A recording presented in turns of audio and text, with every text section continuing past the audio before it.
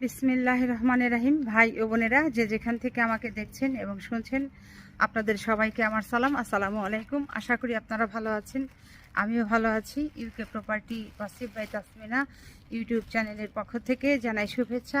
আজ জুলাই মাসের 20 তারিখ রবিবার 2025। এই মুহূর্তে লন্ডনের তাপমাত্রা আছে 18 ডিগ্রি সেলসিয়াস।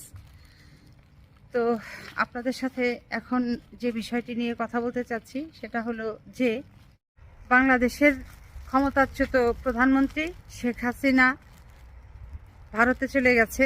প্রায় 1 বছর হয়ে যাচ্ছে। তো এই 1 বছর সময়ের ভেতরে আওয়ামী লীগের যত বড় বড় নেতারা আছে, তারপর মন্ত্রী, প্রতিমন্ত্রী, উপমন্ত্রী, সংসদ সদস্য থেকে শুরু করে নেতা পাতি নেতা, আওয়ামী লীগের ব্যবসায়ী, ব্যাংকার, মানে আওয়ামী লীগের যারা আছে আর কি, যারা এই যুক্তরাজ্যের মাটিতে গত 15-16 বছরে 1টি 2টি, তারপর কেউ 10টি, 100টি, 300টি, 500টি এরকম বাড়ির কিনে বাড়ির মালিক হয়েছে, ব্যবসা প্রতিষ্ঠান গড়ে তুলেছে, তারপর বিভিন্ন কল কারখানা, ইন্ডাস্ট্রি, এগুলোর মালিকানা তাদের নামে আছে। এরকম সংখ্যা হাজার হাজার। তো এই শেখ হাসিনা ভারতে পালিয়ে যাবার পর, বাংলাদেশের প্রধানমন্ত্রী ক্ষমতাচ্যুত হবার পর, পদ চলে যাবার পর, এই গত 1 বছরে যুক্তরাজ্যের যে ল্যান্ড রেজিস্ট্রি অফিস আছে, সেখানে তথ্য মতে যেটি দেখা যাচ্ছে যে বাংলাদেশিদের নামে যে সম্পত্তিগুলো আছে, বাড়িঘর প্রপার্টি যেগুলো আছে, এগুলো বেচার হিড়িক পড়েছে। আওয়ামী লীগের এই নেতারা, মন্ত্রীরা, প্রতিমন্ত্রী, উপমন্ত্রী, এমপিরা, ব্যবসায়ীরা, ব্যাংকাররা, তারপর যারা আমলা সচিব ছিল, তারপর অবসরপ্রাপ্ত কিছু মেজর জেনারেল যারা অবৈধভাবে অর্থ আয় করে এই যুক্তরাজ্যের মাটিতে প্রপার্টি কিনেছিল, তাদের মাঝে এই সম্পত্তিগুলো বেচার হিড়িক পড়েছে। এরকম 20 জন ব্যক্তি সম্পত্তি বিক্রি করে দিয়েছে। আর আরও আওয়ামী লীগের লোকেরা যেটি করেছে যে তারা সম্পত্তি তাদের নাম থেকে অন্য নামে ট্রান্সফার করে দিয়েছে। ধরেন ছিল তার নামে, দিয়ে দিয়েছে হয়তো মেয়ের নামে, মেয়ের জামাইয়ের নামে, ছেলের নামে, ছেলের বউয়ের নামে, কিংবা মেয়ের ঘরের নাতির নামে, নাতিনের নামে, ছেলের ঘরের নাতির নামে, নাতিনের নামে, এরকম আর কি। তাদের নামে আর কোনো কিছু রাখছে না, কারণ তারা এখন দুধে ধোয়া তুলসী পাতা হতে যাচ্ছে। তারা জানে যে যে কোনো মুহূর্তে এগুলো জব্দ হতে পারে, আর জব্দ হওয়ার ভয়ে তারা আগে ভাগেই এই কাজগুলো করছে। তো কারা কারা এই কাজগুলো করেছে তাদের নামও আগামীতে হয়তো আমি প্রকাশ করতে পারবো, সেই ভিডিও আপনারা পাবেন।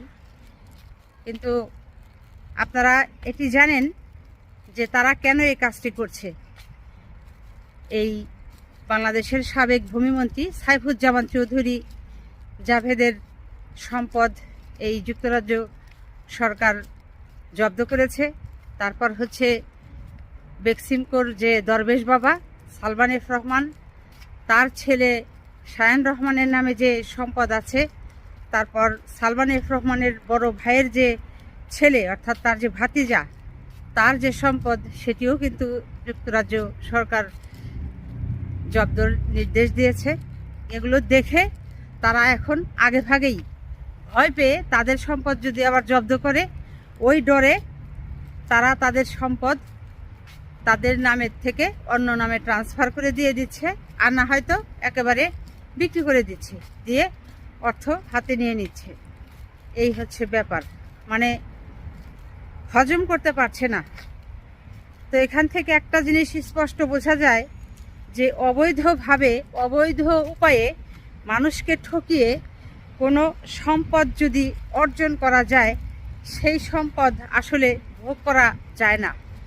এটাই হচ্ছে তার বাস্তব প্রমাণ। এই আওয়ামী লীগের শাসনামলে বাংলাদেশের মানুষকে ঠকিয়ে দেশের সম্পদকে যারা এইভাবে পাচার করে দিয়েছে বিদেশের মাটিতে, তারা এখন আর শান্তিতে নাই। ভেবেছিল যে বাংলাদেশের মানুষকে গুম খুম হত্যা করে তারপর তাদের যে হক আছে সেটিকে মেরে অর্থ বিভিন্ন জায়গায় পাচার করে দিয়ে, বিশেষ করে এই যুক্তরাজ্যে লন্ডন শহরে তারা যে মানে বাড়িগুলো কিনেছে ধনী এলাকায়, বিশাল বিশাল বাড়ি, মূল্যবান বাড়ি ঘরগুলো তারা কিনেছিল, সেগুলোতে তারা এখন আর বসবাস করবার ভাগ্য হচ্ছে না। ওই যে দেখেন বেচা বিক্রি শুরু হয়ে গেছে। কে কিভাবে বিক্রি করবে, মানে পাল্লা দিয়ে বিক্রি হচ্ছে, এই হচ্ছে অবস্থা। কাজেই বাংলাদেশে আগামীতে যারা ক্ষমতায় আসবেন, নির্বাচনে জয়লাভ করবেন, ক্ষমতায় এসে এই জোচ্চুরি যেটাকে বলে, চুরি যেটাকে বলে, ডাকাতি, চাঁদাবাজি, খুন খারাপি, হত্যা, এগুলো করে দেশের সর্বনাশ করে, দেশের মানুষের সর্বনাশ করে আপনারা অর্থ কামানোর ধান্দা করবেন না। প্রকৃতপক্ষে প্লিজ যারা দেশকে ভালোবাসেন, দেশের মানুষকে ভালোবাসেন, তারা নির্বাচনে অংশগ্রহণ করবেন, তারা নির্বাচিত হয়ে সরকার গঠন করবেন। বাংলাদেশকে এই বিশ্বের দরবারে সবচাইতে সম্মানজনক জায়গায় আপনারা বাংলাদেশের মানুষকে নিয়ে যাবেন। এটাই হচ্ছে বাংলাদেশের মানুষের চাওয়া। তো যা হোক ভাই বোনেরা, সবাই ভালো থাকবেন। বাংলাদেশ যেন এই চোর, বাটপার, ডাকাত, খুনি, এ সকল ধান্দাবাজ রাজনীতিবিদ মুক্ত হয়, এটাই আসলে আমাদের সকলের একান্ত মনের চাওয়া। এবং বাংলাদেশ আগামীতে একটা সুন্দর জায়গায় পৌঁছে যাক, সম্মানজনক জায়গায় বিশ্ব দরবারে স্থান করে নিক, এটাই হচ্ছে আমাদের সকলের চাওয়া। সবাই ভালো থাকবেন, সুস্থ থাকবেন এবং আমার জন্য দোয়া করবেন। আমার এই চ্যানেলটিতে লাইক, কমেন্ট, শেয়ার এবং সাবস্ক্রাইব করবেন। আসসালামু আলাইকুম, আল্লাহ হাফেজ।